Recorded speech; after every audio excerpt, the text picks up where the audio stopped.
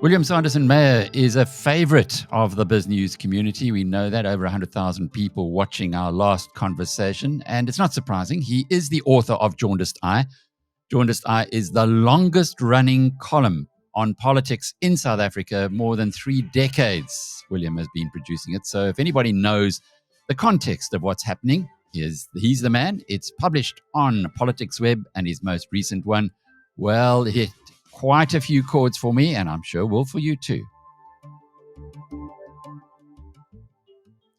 Good to be with you again, William. It seems like the ANC has got everything going its own way at the moment. I had a fascinating conversation yesterday. I think it's the first time that they've kind of spoken out. The husband of Philippa Erasmus, the headmistress of Pretoria High School for Girls, and the chairman of the governing body at Pretoria High School for Girls, and the behavior of the ANC education department against them is really appalling.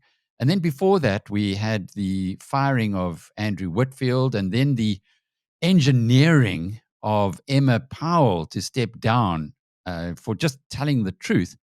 And then on the other hand, Ramaphosa tells us yesterday at the NEC closing that, this government of national unity is working real well.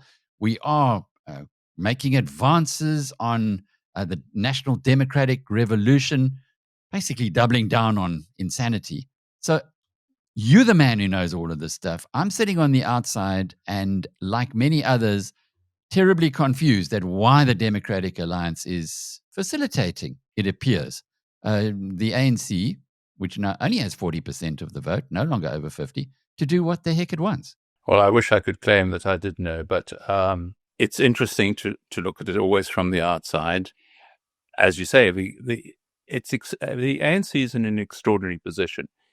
40% of the vote, the DA actually has slightly more than half of the ANC's vote, and has been relegated completely to the role of junior partnership in the alliance, in the coalition, because it's essentially at this stage a coalition between the two major parties.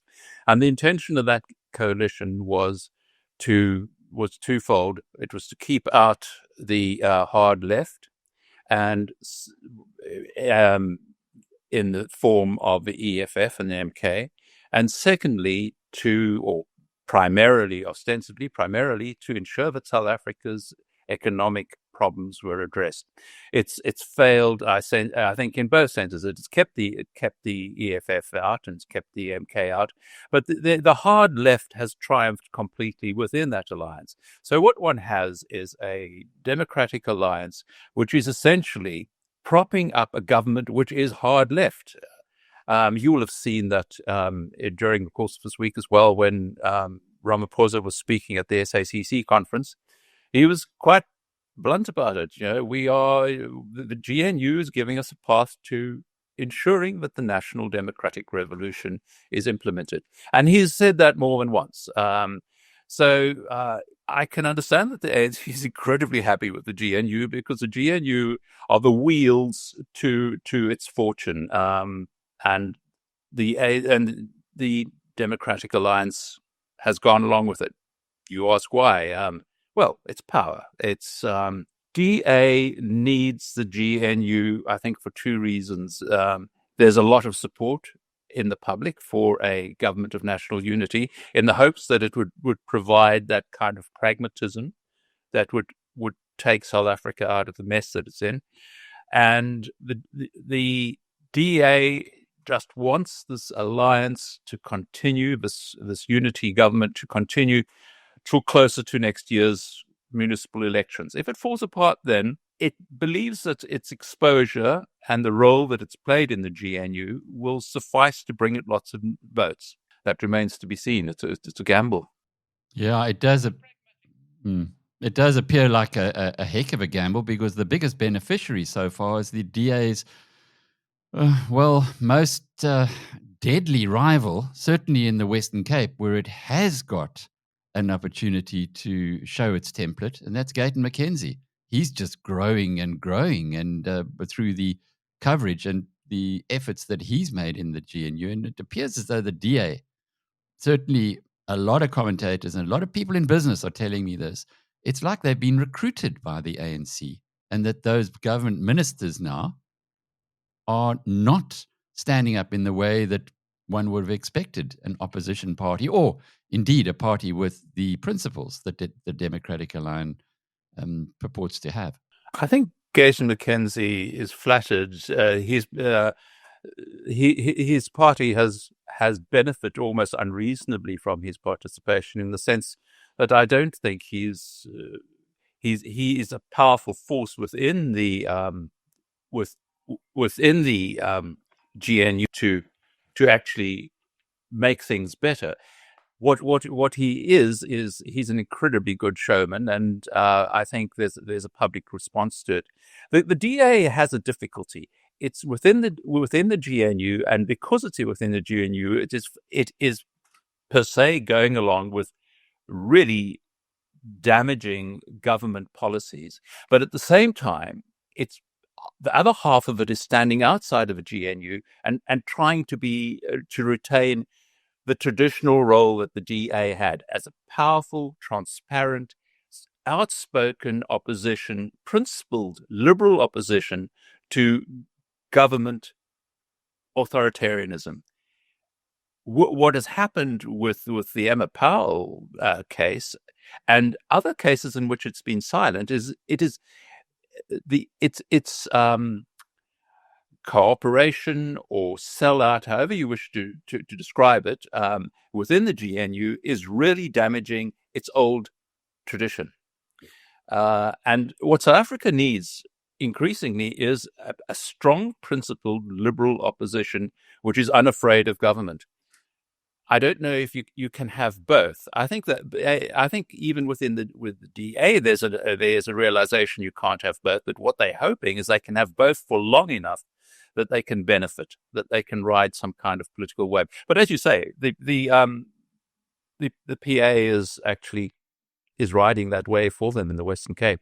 William, tell us about Emma Powell. She is outspoken. She's bright. She's the kind of person I would like to see representing me in Parliament. And here she has been sidelined with the acquiescence, presumably, of the Democratic Alliance yet again. She could not have been sidelined without the Democratic Alliance's complicity in it. And more specifically, I think the complicity of the cabinet caucus within the DA, the people who are sitting in the GNU. They were completely silent when she was under enormous public pressure, when there were these allegations that she had committed treason, that when she was being intimidated, when she was being publicly abused, publicly humiliated, especially the parliamentary caucus was entirely silent. Not a word was said in support of her. And as we now know, she was absolutely right. Mcebisi Jones doesn't have a diplomatic visa. He hasn't visited the United States. He's not going to visit the United States. The United States has made clear that they don't want him as an interlocutor between Ramaphosa and President Trump. So she's paying a heavy price, and it could not. There's a huge difference, as you have seen, between the response that Steenhuisen made, the DA leader made, to the excision of Whitfield, Deputy Minister of Trade, the DA Deputy Minister of Trade and Industry, which Ramaphosa was entirely entitled to do, but Steenhuisen went ballistic about that. Compare that with his response to essentially the forced resignation. Emma Powell resigned not because she performed poorly, not because she was incompetent at her job, but because she was excellent at her job. And yet he has not said a word in support. I hear that I don't know if that's true, but that he hasn't engaged with her at all in this entire matter. R.W. Johnson is very critical of John Steenhuisen. He thinks that he's the problem for the DA, not the solution. I guess the way that he treated Emma Powell, from as you've just made that point of throwing her to the wolves, will not have given Steenhuisen much support when the next election for the leader comes up. Presumably that's not going to be, he's not in that role forever. Oh, the DA hasn't got a lot of, doesn't have many options for the leadership. And I don't entirely share RW's disdain for Steenhuisen. Steenhuisen is in a difficult position, but he has been, to be charitable, let's put it this way. The position he is in has shown the failures in his leadership style. He has been easily co-opted into a supplicatory role towards Ramaphosa. He has acquiesced too easily. He has tried too hard to be pleasing. He has been patently eager to be part of the process. So he has, in a way, his errors are not necessarily ones of lack of courage, but perhaps just an inability to play the hardball game that he needed to play. Let's make a comparison with a Tony Leon or a Helen Zille. It's difficult to see them handling the role that he has in the GNU in the same way that he did. They're far, I think they're just politically more astute, and I think that's what has shown up for Steenhuisen's performance in the GNU. It has not been particularly astute. It's been very poor. But there are no obvious successors to Steenhuisen. Who will they take? They can't retread Helen Zille as mayor in Johannesburg and then also expect her to return to the leadership. She's not. I don't think she's suited for that role at this time of our history. The other leaders that remain in the DA are all sitting in the Cape, and they've indicated already that they're not. And why would they? Why would they give up a assured role in a the only functioning part of the country, to become part of a organization which is struggling nationally? It wouldn't be a politically comfortable move to make. Just to return to my conversation yesterday on the Pretoria High School for Girls, I did raise the question about the DA having the ministry or controlling the ministry in education, but being notable by its silence on these continued attacks by the Gauteng Education Department on Pretoria High School for Girls. And it really is, William, I can't see any extenuating circumstances for Lessufi and his gang. There just isn't anything there that, unless we've been given completely the wrong information, but it does appear to be just a concerted effort to close down or get rid of an excellent headmistress who's running an excellent school, and perhaps to get that school down to mediocrity. That's certainly what an outside observer would see. But the big question here is, again, getting back to the DA ministerial grouping that seems to have been absent, let alone its leader in this instance. They haven't said a word. It's been a vicious, brutal campaign at Pretoria Girls High. Incredibly personal, in a cruel campaign, the kind of campaign that screams out for DA intervention and for the DA to speak out. And as you say, they haven't said a word. There's no doubt that the DA is biting its lips biting its tongue in order not to offend its senior partner. I would not be surprised if the departure of Powell was not in response to an ultimatum that Ramaphosa said, to Steenhuisen, get rid of this troublesome, irksome woman, and that for that reason he didn't fire Powell, but it was made very clear to her that she was not going to get support. It's interesting in her statement when she left. She, if you read between the lines, she says something along the lines that, and I mean, there are two things that really strike me of her statement, which is a masterfully subtle and